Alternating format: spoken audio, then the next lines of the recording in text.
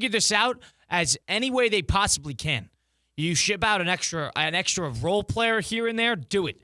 Because if you just ship off Jimmy Butler for a case of peanuts, then you're entering a bit of a purgatory where NBA teams don't want to be, where your coach is too good to lose every game in the season. Your executive is too good to lose every game in the season, but you're missing a crucial piece of the puzzle.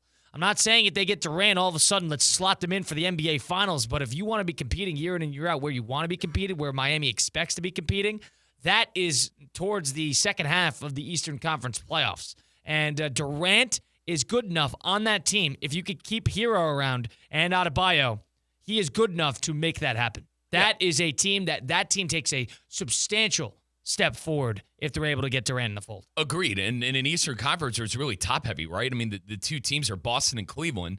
And the Knicks. Sure. If you add Durant to that Heat team, they're an immediate threat. Now, he's 36 years old, but he doesn't look like a 36-year-old out there. He's shooting 52% from the field and averaging over 25 points. So he's wildly efficient. Really is. And you mentioned Pat Riley's wanted him for a long time. I remember when the Brooklyn Nets were looking to move on and whatnot in that situation. The Heat were involved then.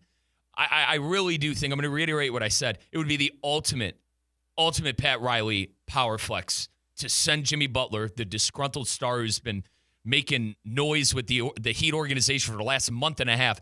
It'd be the ultimate poetic justice in Riley's mind to send him to a Durant-less Phoenix Sun team. 888-760-3776. Would this be like the Pat Riley, other than really LeBron, the magnum opus of making a move in his career, getting something done now?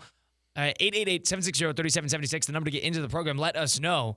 But the way I look at this is a couple things don't work in their favor. Number one, time. They'd only have about a day to put this all together. Number two is another team in the NBA just got publicly humiliated with how they handled the trade of big stars, and that is Dallas. So Phoenix does not want to fall into that category by falling into a lopsided trade by shipping off Durant in exchange for Butler. They're going to want something a little bit more than that. I think that they're not stupid enough to fall down the rabbit hole of just you're dumping a star for the sake of dumping a star. So off of that, I don't think that situation, that the Dallas situation happening 4 or 5 days ago, helps their case because it's fresh in everybody's mind. So there's that. I also think that in this situation, that Pat Riley gets stubborn. They were in the mix for Lillard. You like Mike said, they were in the mix for Durant the first time around. Every star that comes on the market, Miami is throwing their name in the hat on teams that might make a move. But Riley is stubborn. He is pretty heartfelt in the guys that he likes, the guys that he thinks embodies the Heat.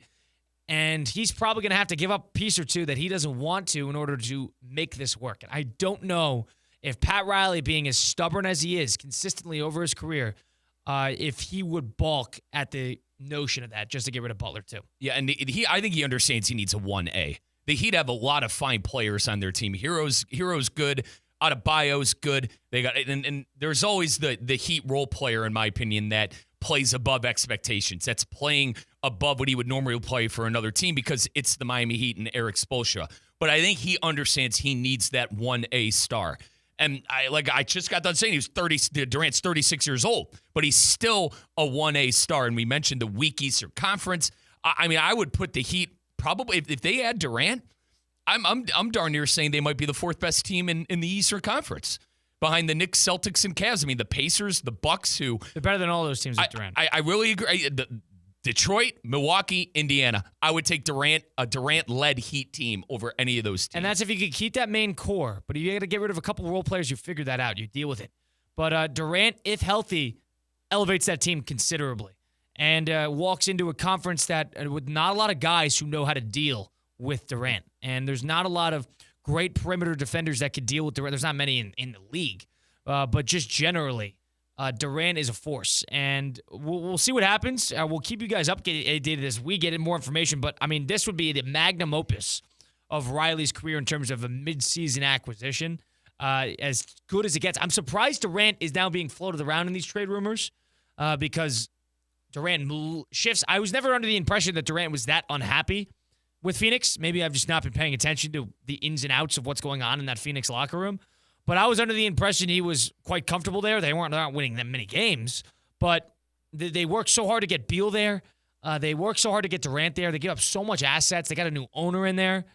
Off of that, I am surprised that they're shifting outward or even considering the fact that they should shift outward. But it sounds like Beal is difficult to deal with. You're not going to be able to shift Beal out. He does not want to leave. I believe he has a no-trade clause as well.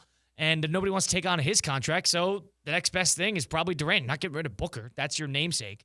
So if the Heat can make this work, this would be an A++ magnum opus move for Pat Riley throughout his career. Do it. Get it done. Phoenix went all in, and it's looking like it's backfiring a little bit, that the star players aren't really able to play with each other. Reminds me a little bit of Durant's time with the Nets. I understand Phoenix probably had more playoff success and regular season success than Durant's tenure with the Nets. But did they? I mean, yeah, it's eerily similar. The Nets were a shoe size away from beating Milwaukee, and probably being good enough to win that, or at least compete for that title. They would have played the Suns in that championship. That Milwaukee game with the shoe size, Durant hitting that game tying shot that should have been a three. Whole thing. But yeah. How do you look at Durant's career, and I say outside of Golden State? You really can't, Colin, because of the 2 championships and him being finals MVP and playing his butt off and being the reason they won. But outside of Golden State, I mean Durant's tenure has kind of been a little head-scratching. They blew that 3-1 lead, I believe, back in 2016 to the Warriors. And then after that, just not much with the Nets, not much with the Suns. I understand early on they were a fun team with Westbrook and Harden, but it's really, when you think of Kevin Durant, you really think of the time with the Golden State Warriors and the success they were able to have there. Post-Warriors, Kyle, I don't know. It really hasn't worked out. Durant's legacy is his talent and his ability, more so than his greatness. As Durant is not synonymous with being an all-time great with the accolades and the success and the notoriety. He is not that immortal NBA player, but in terms of talent, when you actually talk about what he can do, he's top of the line. Mm-hmm. But there's guys who, in terms of accolades, in terms of resumes, have far better resumes than, like, Giannis already has a better resume than he does. And because Giannis has multiple MVPs. Yep. So Jokic already has more a finer resume than what Durant has. Curry has a finer resume than what Durant has. But Durant was the better player when they both were in their prime in 2017 in those championship runs. So there's something to be said about how Durant has handled his career and how it probably has hurt him in the grand scope of the NBA greats. But I think when he hangs them up, whenever that is, in terms of talent, how good he was, he's a top 20 player, top 25 player in the history of the National Basketball Association, without a doubt. Walking bucket. I mean, one of the best scorers I've seen up close and personal. And his shot, too, I mean, to basically sit at 7 feet and have an unguardable shot that he shoots over his head, how do you defend him? You know, especially in his prime, too. Colin, I believe, and correct me if I'm wrong, I believe you were at the game in Cleveland when he hit that three-pointer to ice the game. He did it 2 years in a row. He did it for Game 4 in 2018. He did it Game 3 in 2017. So he is a big shot maker indeed. If you're the Heat, get this done. I know the Heat fans are probably used to this with the big star being on the market, but if this is possible and you're trying to dump a star-level paid athlete in Jimmy Butler and have the possibility of getting somebody like Durant, I don't even know why Phoenix would consider this.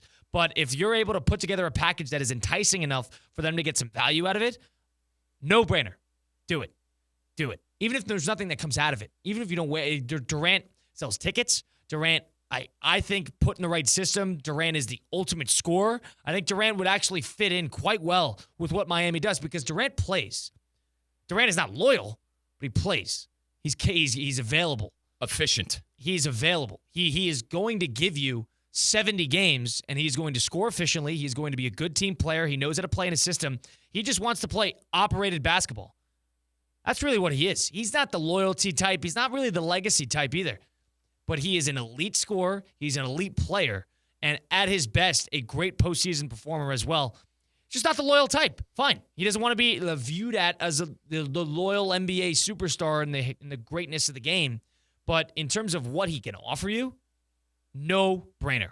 Go get it done. 888-760-3776. I don't know if this is smoke and mirrors with another star being floated to Miami, but with a day to go and the NBA owners frantically making calls, the Phoenix Suns included, on trying to get something done. And if Jimmy Butler is circled on that Phoenix Suns, on the only team that he'll go to, well, there's only one place you can send him, You're not getting Beal. So if you're not